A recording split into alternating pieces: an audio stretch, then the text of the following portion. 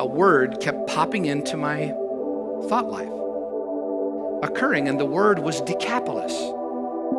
And the definition of Decapolis is 10 cities. So Jesus said, when you are faithful, I will give you 10 cities.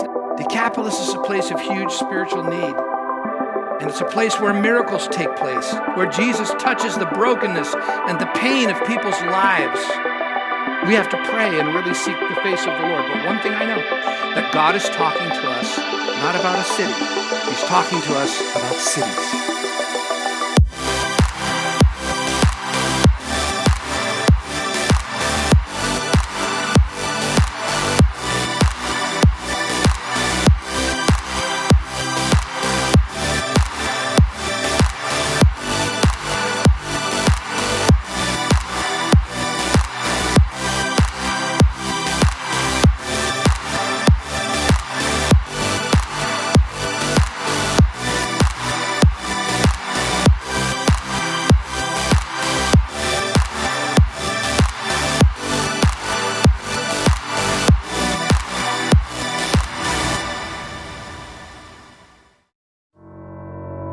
Well, I think it started like years and years ago when we first, gave our life to Christ. And from like the moment we turned to God, we like knew that that was our life. We weren't going to look back. And even from the very beginning, like people would pray for us and they would tell us just all these different things about what they seen in us. And a lot of times it'd be prophecies about us, planting a campus or a church. And we were like, no way, like it's never going to happen. We didn't really believe it, but it always kind of just stood there, like it was always kind of on the back burner. And well, maybe one day, it wasn't like a hope, but it was always there. Like I think God kept it there as a seed.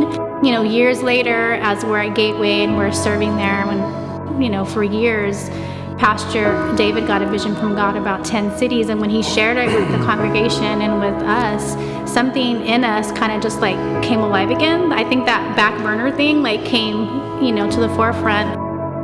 I think there's something about our background, our experience, our heart, and just our upbringing here in the Bay Area, and the people that we love. And meeting those people in Arizona, that's the draw. Now, I believe there's possibly somebody sitting in a coffee shop that's maybe young, he's hopeless, he's clueless, maybe he's contemplating life. And maybe there's a teen mom that feels like they can't make it. And our background, our life, our heart for these people, I believe if our intersections collide, and I think we can bring a message of hope that God can deliver them, God can help them, that God can set them free. We know that God is, calling Gateway to expand and to reach beyond San Jose, and He's already doing that, in Clovis and Santa Rosa and in Modesto,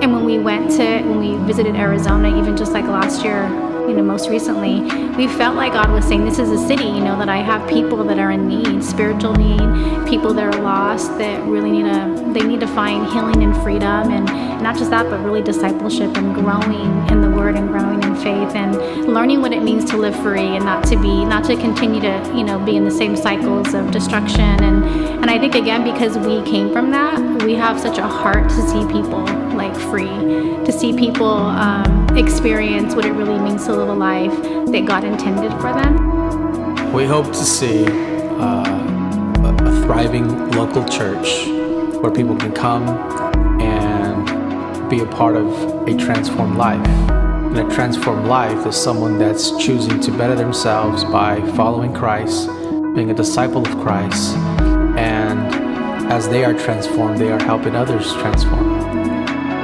We're honored that Jesus would choose us, that God would say, I'm choosing you to share my love and my truth to people of all different backgrounds, all different nationalities, all different ages, that He would allow us to just be a voice for Him.